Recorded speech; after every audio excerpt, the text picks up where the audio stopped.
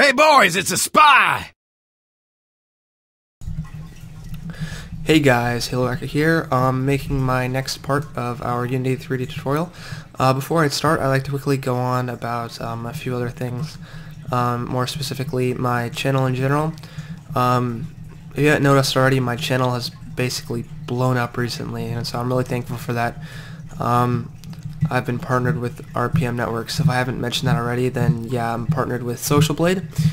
So if you see the subscriber banner and the banner on my channel, then you know where that's coming from. It's been a really long time since I've made a video, and I regret that, and this is what I'm looking to fix. And on a more related topic, you may notice I'm in Windows right now. I was reading a lot of my comments, and I noticed a lot of you guys were talking about the fact that I use Mac and things like that, so I thought, you know, hey, I can show both sides. This is actually a PC I built for a few different purposes, but I actually built it with the funds I received from my YouTube channel, so it's just sort of like a thank you video as well. But anyway, yeah, as you can see, I am in Windows. I have Audacity open, I don't know why. I am in Unity. Actually, I have to open my tutorial project, which could be a bit of a problem because I don't remember where I put it, but it should be in my users folder. Tutorials, here we go. No, oh, it's in my projects. There we go. Okay, I'm not going to explain what tutorial TARDIS is, just because I don't have time.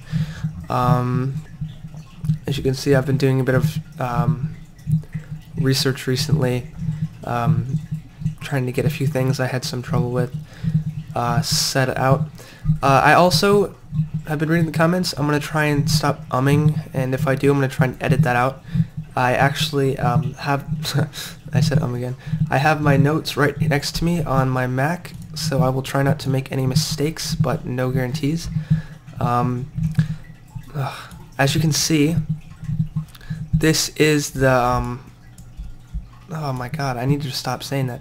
This is the Unity3D interface in Windows. It's not too different from Mac. There's a few differences, like, you know, this is here instead of on the top bar. And you'll notice our Windows coding program is excuse me. Our Windows coding program is called MonoDevelop. It should be what comes with your Unity3D install for Windows, but if it's not, you can use either this, you can find it on the web, or you know, on the Unity page and download it, or you could just use something like Notepad++. That works as well. Okay, back to where we were, where we last left off. If we can just play it here.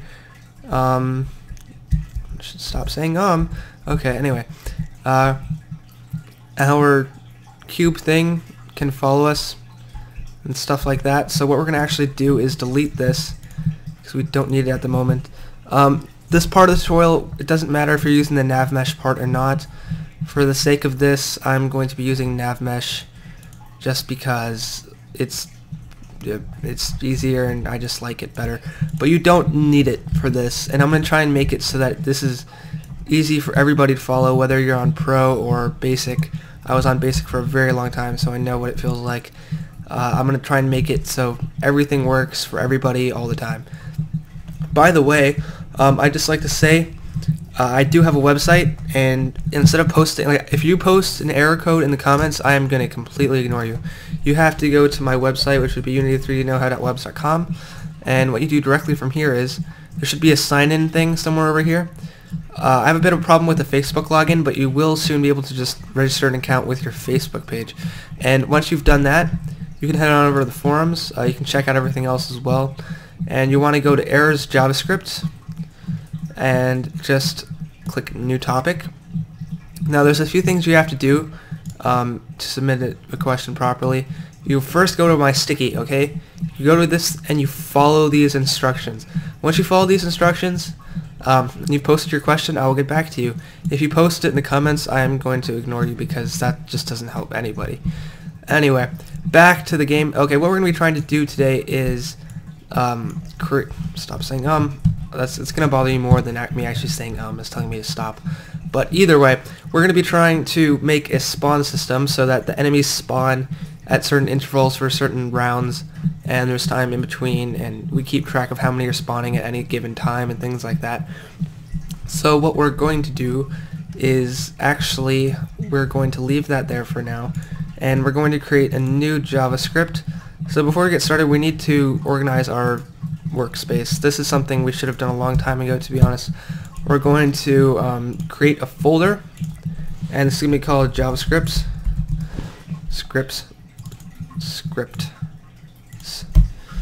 whatever, and we'll make some subfolders for that later. And then we're going to go to folder materials. We need to move this out. It might create it inside the JavaScript folder. We don't want it there. JavaScript materials, and we're going to create one called prefabs. Once you have all of those set out, we're going to take health 1, 2, 3, drag it into materials since those are materials, and then we're going to take all of the scripts we have so far and put them into JavaScript since those are JavaScripts.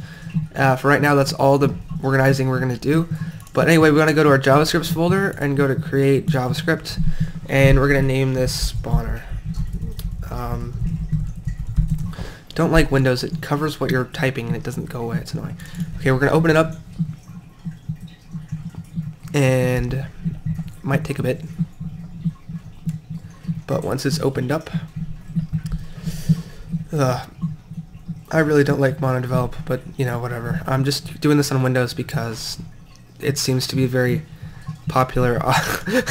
It is a very popular operating system, so I thought I'd do something on here just to show you I can work with both worlds. Anyway, okay, we need to think about this. What are we trying to do?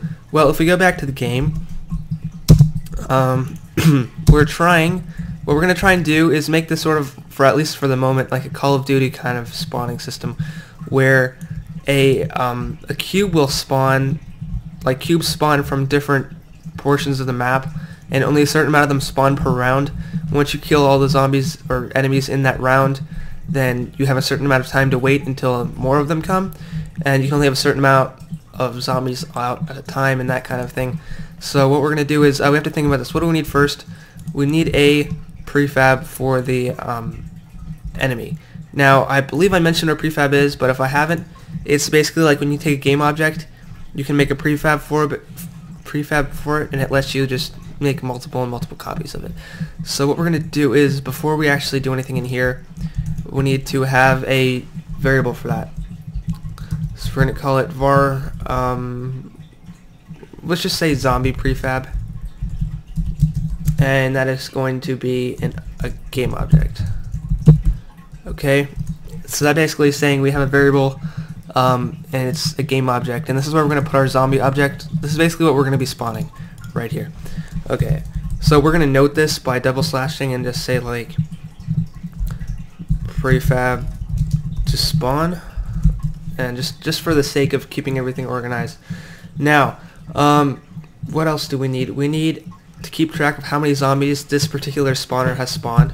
So we're going to go to var zombies spawned, and that's going to be an integer since it's a number.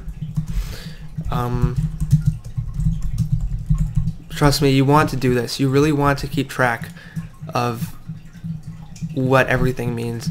Anyway, back on to the script. We need a player variable. We won't need this yet, but we might need it later. It's always best to just have the player in there. Stop saying what? Player.gameObject player. Okay. We're going to also need a, let's see, what else are we going to need? That's all we're going to need for right now. So we're going to go to function start. We don't actually need anything there either, so we're going to go to function update. Now, what do we want to happen every frame? We want, it's kind of hard to explain how this works, but basically we're going to actually have to go up and create a var called spawn, and that's going to be a boolean. Basically we want to have it checking, is it spawning or is it not? And we want it to only spawn when that's checked. Now, what we want to do is also create a function for spawning. I found that putting everything in start, update, and awake is a really bad idea, and it's very unorganized. The way you make a function is very simple. You just type in function and then in our case spawn like that. And that's it. That's all you have to do. Now basically the way this works is in this function, whatever you put in there isn't going to be run automatically. It isn't going to be run every frame. It's only run when you call it. Now we'll get back to that. But basically what we want to do here is actually spawn the zombie. So we're going to put spawn because we're actually going to get back to the spawning mechanics in a second and close that off. Now function update, we want it to say if spawn, which means if the spawn variable is true, then we want it to spawn. So basically what this does is it says if the spawn variable is checked, then run the function spawn. Okay, now how are we going to actually like spawn an object? How do you create an object from a prefab? It's through something called instantiate. Now instantiate just creates an object in that, like it creates an object, and where you put it is like stated later. So instantiate, if I can spell, instantiate, that's how you spell it. Okay. Now zombie prefab, I'll explain this in a second. Transform, this should be familiar, dot position with no caps. Transform dot position, transform dot rotation. Now correct me if I'm wrong, but you should be familiar with transform dot position and transform dot rotation because we did use it somewhere else. I don't remember where, but we used it somewhere. Either way we're going to be spawning the zombie prefab. The way it works is you put instantiate, and then in the first comma you put what you're instantiating. This would either be like a direct game object, or in our case it's the zombie prefab game object. So basically it's saying spawn the zombie prefab game object, and then this is where. You could either put like an X position or Y position, but what we're going to do is transform.position, transform.rotation. What this does is it'll spawn the zombie wherever our spawner is, exactly where the spawner is. Now we're going to get back to that in a second, but that is closed off for now. We're going to put spawn at spawner location, and then close it off. Now we have to think about, we also want our zombies spawned to count up, so we're going to put zombies spawned plus equals 1, and what this does is it adds 1 to zombies spawned. It adds 1 to the variable zombie spawned, so we can just keep track of how many zombies we're spawning, which will become very useful later. Now we also need to think about, we don't want these zombies spawning instantly, do we? But we'll get back to that in 1 second. First we need to actually get back to the game and make sure that we actually have a spawner set, and we do have an error. So we go back. Ooh, what did I do wrong here? Oh, this Windows, this is dumb. It'll add a space. I don't know. I might have done that, but whatever. That should be it. No, yes. Okay, it kind of froze there for a second. But we need to actually make a spawner object. So I don't know why there's an empty game object here, but if there is not an empty game object, go to game object, create empty, and we're gonna rename it spawner underscore 01, and we're gonna move this like over here, maybe. I don't know why the recording's lagging. Fraps kind of sucks. Okay, spawner 01, and we're going to attach our spawner script onto it. Where is our spawner script? Come out. Spawner, spawner, spawner. Drag it onto the spawner. Okay, zombie prefab. We need to actually create a prefab. So create prefab, and we're going to name this zombie. And we're going to drag this into our prefabs folder just to keep ourselves organized. And the way you assign an object to a prefab is you simply drag that object onto the prefab, and this is that, but it can be spawned multiple times, and you don't have to have one in the scene. Now we're going to go back to our spawner because we want it to spawn a zombie, so we drag it on here. We're going to leave the player blank for now, and we're going to check spawn, and we're going to see what happens. Okay, Yeah, that's what happens. You know why? I mentioned this earlier. We want to have a wait time before it spawns enemies, which would explain why there's 0 wait time, and it's spawning literally thousands of zombies, and it's not what you want, essentially. But now that we actually have the zombies spawning, we want to go we want to go back, and we need to set up a way to make it so it's waiting in between the amount of zombies it spawns. Now we could just make it like, we could put a yield statement here and just make it wait, but we want to make it random. Like we don't want it to be like every certain seconds it spawns, because then you could just sit there, you'd know exactly what was going to happen. We want to add some randomosity to this. So we're going to set there's a very useful thing called random.range, which will like generate a random number in between 2 specified numbers. So we need to create a variable for like the minimum amount of time, a minimum amount of seconds to wait, and maximum amount of time to wait. So we're gonna go var min wait, I don't know, as an integer, var max wait as an integer, and then we're going to save that, and we're going to go to function start. That sounded weird. We also need to have a variable for the total amount of time to wait. So var wait time, just an integer. Now in function start, we need to have a wait time from the very start, so we're going to put it in here. Wait time equals random.range wait min wait, comma max wait. Did I capitalize that?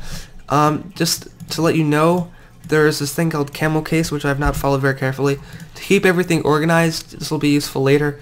Never capitalize the first letter of variables. It'll help you later, trust me. I'm trying to type around my microphone. It's not really the easiest thing in the world. Okay, now what this does is it sets the wait time variable to random.range, which means a random number in between minimum wait and maximum wait. Now we have to decide what we want minimum wait and maximum wait to equal. So from off the bat, let's just say min wait equals 1 second and max wait equals 10 seconds. So it's going to choose a random number between 1 and 10, and it's going to equal wait time. We could just say wait time, whoops. We could just put, like yield wait for seconds, but we want to be a little bit more random than that. So what we're going to do is we're actually going to, how do I explain this? We need to create another function. Okay, function new wait time. I'll explain this in a second. Okay, we have a function new wait time. Now what we want to do is in our spawn thing, we do want it to say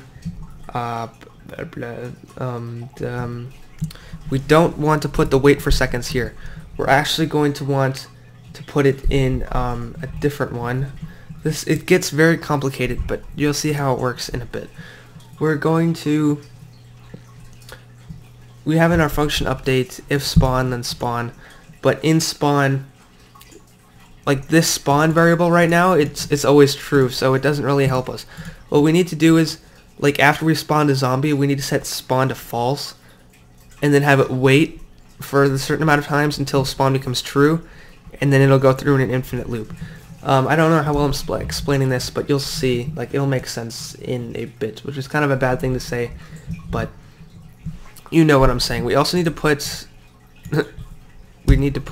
our semicolons there, and while we're at it, we need to set spawn to true because we want it to be spawning from the beginning. Now we have our wait time thing here, which is going to be used to generate, like it's basically just going to do this, is what it's essentially going to do, but we'll get back to that. We're going to be creating a new function yet again, function set spawn, not text speech, function set spawn, and then we're going to in this function, what basically we want this to do is we want this to reset the spawn variable after we spawn. So like once we spawn, we want the spawn variable to be false again. So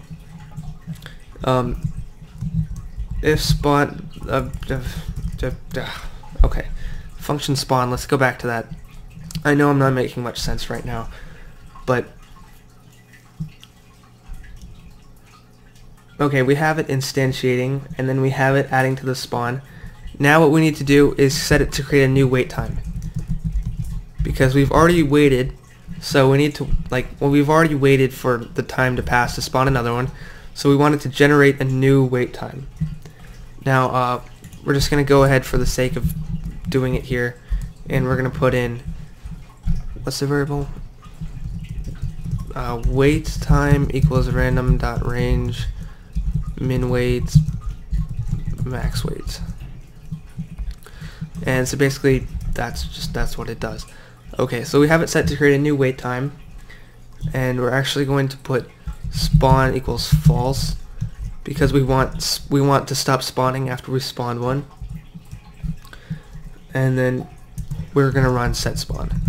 Now what set spawn does is set spawn goes through and basically it just waits for the amount of time we're gonna specify, the amount of time we're gonna generate over here. It's gonna wait for that much time, and then it's gonna set spawn to true, which will make this whole thing run again. So in set spawn, we're going to put, we could put some prints here just to make sure everything's working, but for right now we're going to go to yield, wait for seconds. You all know that. And we're going to put wait time. So it's waiting for however many random seconds we generated, and then it's going to say spawn equals true. Now let's take a step back and look at how this is working. Basically, we're going to generate a random amount of time to wait, and then every time we spawn a monster, it's going to add one to the counter, and then it's going to generate a new set of time in between to wait for. It's going to generate a new number, and then it's going to set spawn to false, and then it's going to run set spawn, which basically means it's going to wait. So it's going to spawn zombie, add to counter, generate a new wait time, and then wait for that time, and then spawn again. So let's just check this, make sure everything's working, no errors. Of course we have errors. There's never not an error, which you'll find is a good thing. We forgot to put the capital there. And when we go back, if it doesn't freeze like it does every time on Windows for some odd reason, I saved it, yes. Okay, we're in business. Okay, min wait, max wait, wait time. Let's see what happens when we click play. See, look, it generates, it's a number in between 10 and 4, and like 1 and 10, and see, it generated 8. So we have to wait 8 seconds before it spawns. Okay, this is kind of, it's hard to look at. It's hard to explain how it's working right now. Basically what's happening is, it's generating a number, and then it's waiting for that amount of time, and then it's generating a new number and waiting for that amount of time. And then, see how it's working? Every time it spawns a new zombie, it spawns more time. So if you just look over there, you can see it generating new numbers. And it's also keeping track over here. Although it doesn't look like our spawn thing is ever... It does look like it's working just fine though. Although that seems like a bunch. Something's not right here. Let's check. It doesn't look like it's setting spawn back to true. Okay, let's just, always double check everything. Function start, spawn is true. If spawn is true, then spawn. And it should do all, it should...